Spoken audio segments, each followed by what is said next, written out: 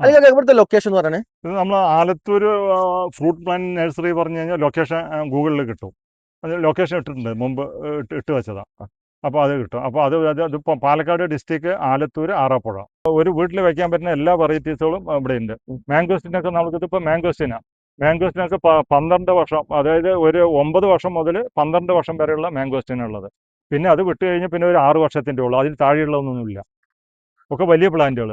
ഇതിലൊക്കെ കാച്ചുണ്ടായിരുന്നോ? ഇതെല്ലാം കാച്ചതാ. ഇതെല്ലാം കാച്ചല്ലേ? ഈ ഭാഗത്തുള്ളതൊക്കെ കാച്ച പ്ലാന്റുകളാണ്.